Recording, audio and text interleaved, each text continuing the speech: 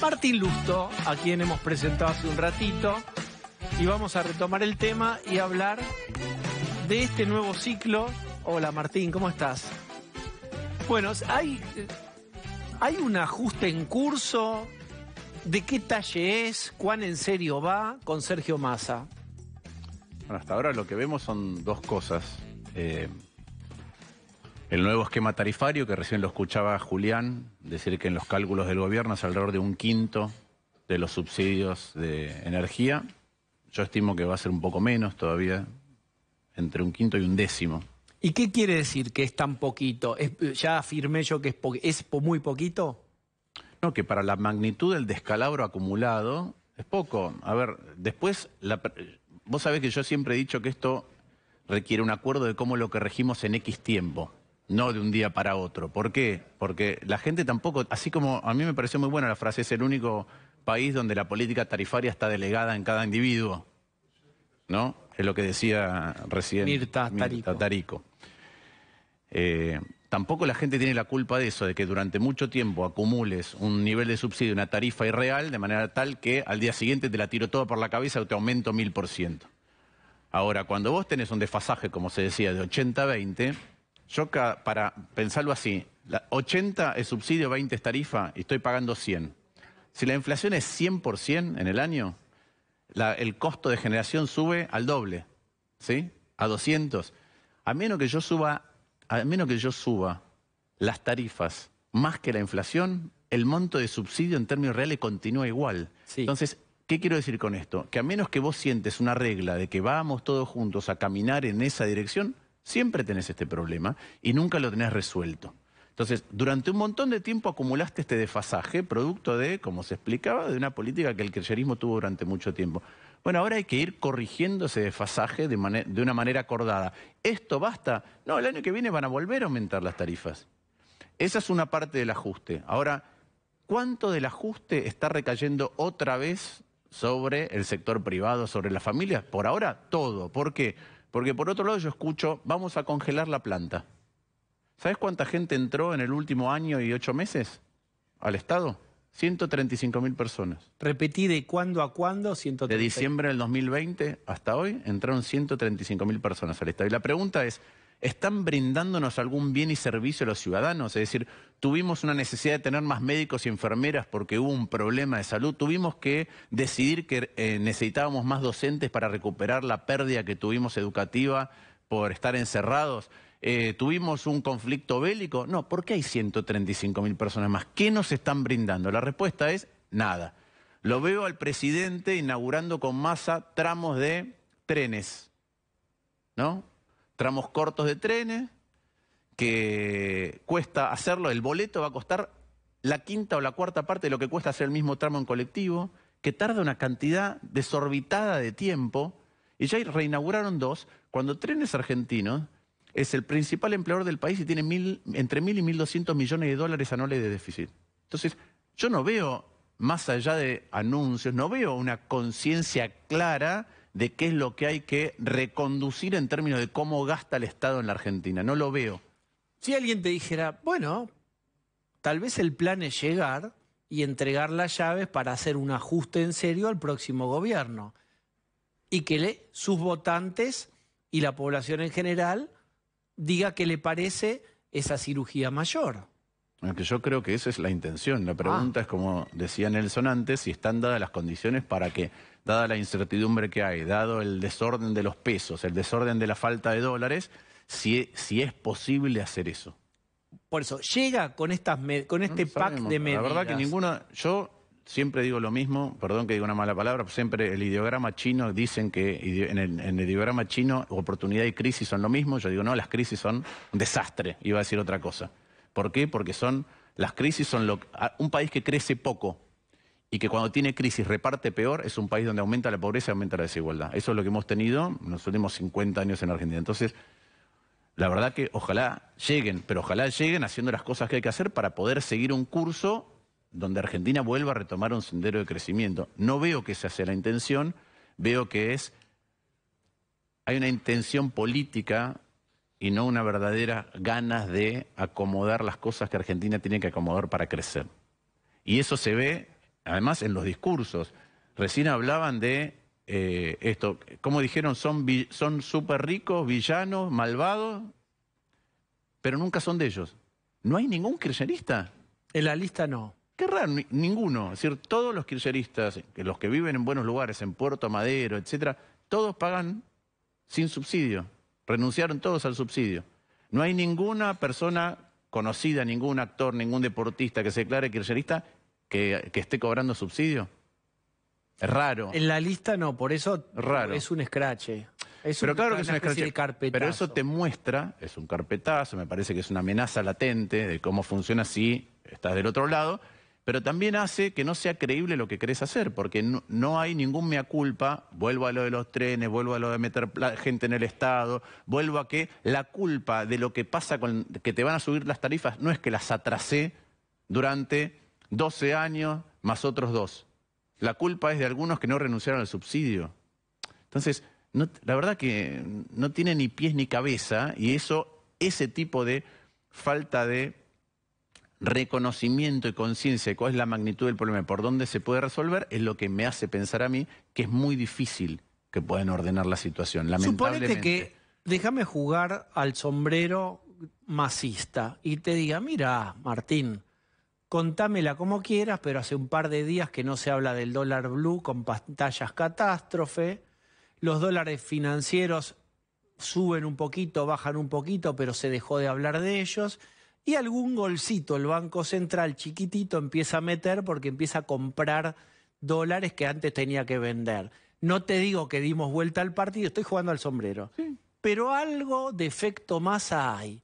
¿Verdadero o falso? Verdadero. Porque Massa tiene un ejercicio político y una vinculación con muchos actores del sector privado de conocimientos, cercano a esos actores del sector privado, que creo que ha creado un vínculo de confianza para hacer algunas cosas. Por ejemplo, para entender el canje de deuda. Los bancos necesitaban bonos con SER. Les dio bono con SER, pero le dio un bono dual. Con SER, pero si no, si llega a pasar cualquier cosa, vas a cobrar el ajuste del tipo de cambio. Le dio un bono extraordinario para lo que los bancos necesitaban. 2 cláusulas gatillo por el mismo precio. Les dio al sector de las empresas de energía, les dio el ajuste de tarifas que estaban esperando. Y está bien, ¿sí? Porque tiene que ocurrir eso. Me refiero a los ajustes de tarifas. Lo primero es una deuda cara que para Argentina. Lo primero no, bien aclarado. Lo segundo.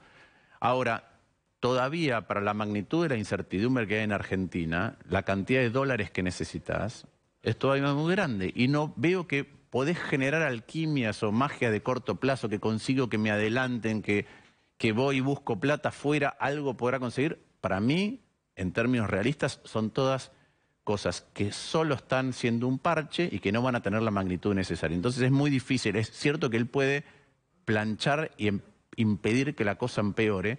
Me parece que a menos que se tome en serio qué es lo que hay que hacer desde el propio gobierno, va a ser muy difícil llevarlo adelante. Por otro lado, me parece que el problema político no está resuelto. En general nosotros tenemos ministros de Economía, economistas, y digo, nunca, no es un requisito, siempre digo lo mismo. Hay otros países que no tienen economistas de ministro de Economía y funcionan muy bien, Corea, Japón. Generalmente no usan economistas, usan abogados. Pero vos siempre tenés un técnico, porque suponés que el problema político, la decisión política está en otro lugar, la va a tomar el presidente. Bueno, acá tuviste que poner un político porque hay un problema político que no está zanjado. Entonces yo creo que en el mediano plazo, alguna de las cosas que quiere hacer Massa o que dice Massa que va a hacer, generan tensión adentro de su coalición, son un sendero contrario a lo que siempre repiten y eso va a generar tensiones, pero en el largo plazo, y el largo plazo es después del Mundial en la Argentina, cuando entremos en calendario electoral, yo no sé si Massa va a tener la misma voluntad de hacer ajustes, los ajustes que hacen falta en la Argentina, porque va a estar pensando en cómo es el escenario electoral. Hoy le dijo a la mesa de enlace, no piensen en mí como candidato para esta vuelta que viene, sino para la otra. Te hago diagnóstico facial. No sé, eso. ¿Vos lo viste? Vos sos el psicólogo. No sé qué puedes decir. No sé, pero ¿por qué crees que necesita contar eso? Decir eso. No sé, pero yo te pregunto si hoy se le dan las condiciones, él dice que no va a ser candidato a presidente. Vamos. Vos entonces lo que Yo veo- planteás es que para ordenar la macroeconomía, la agenda electoral va en contra, porque vos tenés que mostrarte Porque- distribuyendo y no privando. ¿no? Y además tenés que generar una conciencia colectiva de que esos son los problemas, ¿no? De que el problema es una lista de algunos que no renunciaron voluntariamente a un subsidio cuando la política del gobierno era esa, era tener tarifas que no tenían clara consonancia con el costo de la energía y además subsidiar inclusive a sectores que no lo necesitan. Eso no se está diciendo.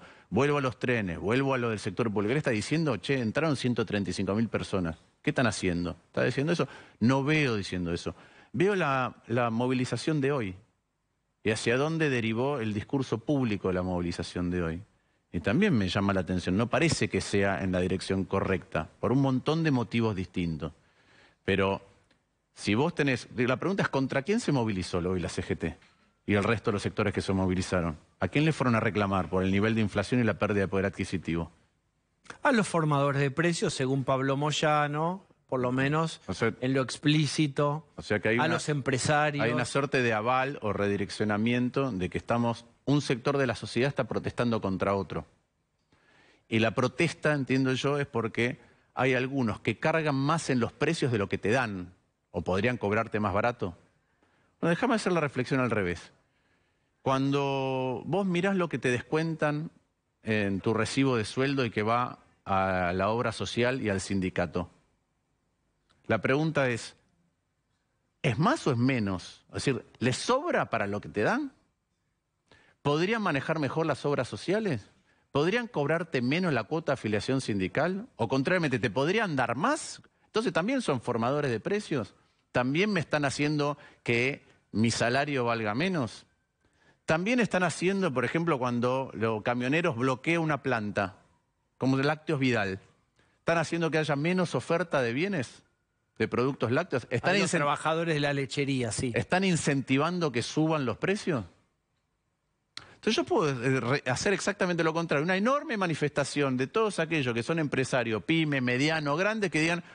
Formadores de precios. La manera en que se conducen hoy los sindicatos en Argentina son formadores de precios, son formadores de costos y además, frente a el nivel de aportes que hay a sus sindicatos de obras sociales, no me dan el servicio que me deberían dar.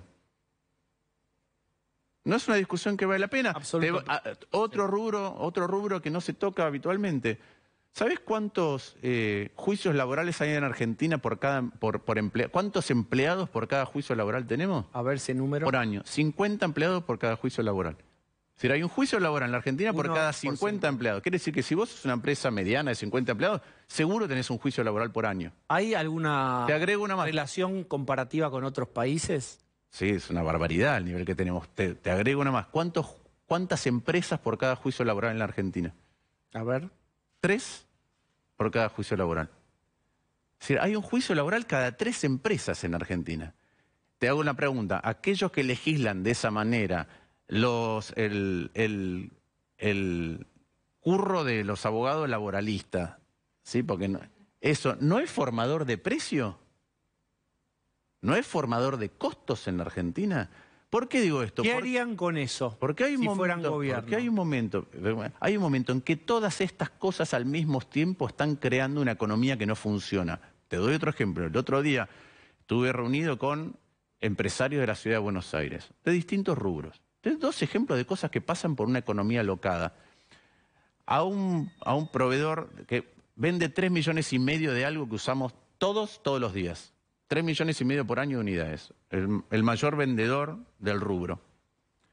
Le piden que, ¿cómo se dice? Que en lugar de importar el producto terminado, le piden que ensamble en la Argentina. Le digo, ¿a cuánto importas el producto terminado? $5.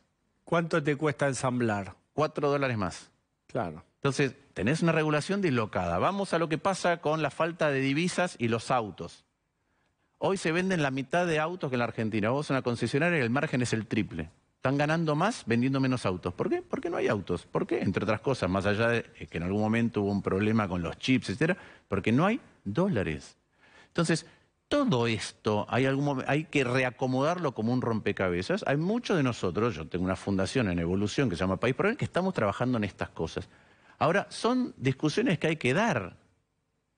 Argentina, en términos de la diferencia que existe entre lo que paga el empleador y el costo y el salario de bolsillo, es uno de los países que más diferencia tiene en el mundo. La pregunta es, ¿qué me dan a cambio de eso? ¿Me dan buen servicio de PAMI? ¿Me dan buena obra social? ¿Me dan un sindicato que se ocupa en serio no solamente de pelear en paritarias, sino del resto de las cosas, de mis condiciones laborales, de capacitación? Se destina en algunos lugares 3% del sueldo bruto para capacitar y recapacitar. ¿Dónde está teniendo lugar eso? ¿Vos lo viste? Ahora, déjame un par de minutos para pasar del diagnóstico al tratamiento.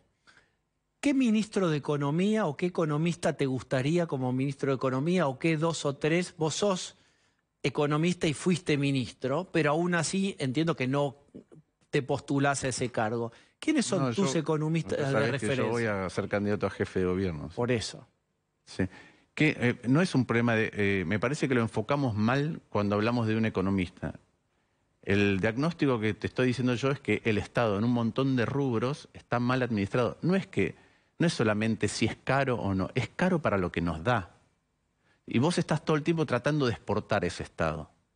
Indirectamente, cada vez que producís un bien, detrás está el Estado. Y las crisis en Argentina o la falta de crecimiento se producen porque yo te atraso $1 para exportar un Estado cada vez peor. Ergo, no hay crecimiento. Entonces, vos me decís, ¿qué economista te gustaría? A mí me gustaría un espacio político que tenga una cultura, no importa en qué ministerio, en qué área, de volver a la fuente, de si esto no le brinda un servicio al ciudadano, no lo tengo que hacer en el Estado. Está muy eso no es un ministro de Economía. Yo no creo que el problema en la Argentina sea técnico desde el punto de vista económico. Es un problema de índole político. Economistas en Argentina, buenos, tenemos a patadas del mismo nivel que en el resto del mundo. Horacio Rodríguez Larreta, ¿está cerca de esta definición conceptual o de este grupo de ideas que acabas de enunciar? Yo creo que Juntos por el Cambio está debatiendo esto. Yo creo que en un montón de rubros está, en un montón de lugares distintos, veo dilapidación de recursos. Y lo he dicho también, hay ciertas cosas de la ciudad que así como resuelve infinitamente mejor que otros lugares, un montón de problemáticas, hay rubros del gasto que los enfocaría distinto. Y es una discusión que hay que dar, y Horacio la sabe. Y lo debatimos de vez en cuando. Entonces, yo creo eso. Creo que esto es una cultura que nosotros tenemos que crear. A mí me tocó ser embajador en Estados Unidos. Yo bajé 35% los gastos en dólares en la embajada. ¿Alguien me pidió eso? No. ¿Por qué lo hice? Junté a los empleados un día y le dije, nosotros tenemos 1 de cada 5 dólares que gastamos en la embajada, o mejor dicho, 1 de cada 5 pesos que se gastan en la Argentina en total, no los tenemos y los pedimos prestados. Y tenemos 30% de pobres. Todo gasto que no sirva para hacer que la Argentina crezca y directa o indirectamente nos ayude a sacar gente de pobreza, lo voy a cortar. Ergo, yo en la embajada, ¿qué auto tenía? Un Toyota. Era el único embajador que en lugar de andar en auto de alemán ¿Por qué? Porque no me cambia nada en mi función si voy en un Toyota o en un BMW o en un Mercedes-Benz. De la misma manera que cuando Pepe Mujica había una charla, decía, nosotros podríamos tener un avión, ¿no? Como país, podríamos tener un avión. ¿Pero qué compramos? Creo que era un helicóptero sanitario. ¿Por qué? Porque ¿qué sentido tiene que Uruguay tenga un avión si puede tomar vuelos de línea y tardará un poco más?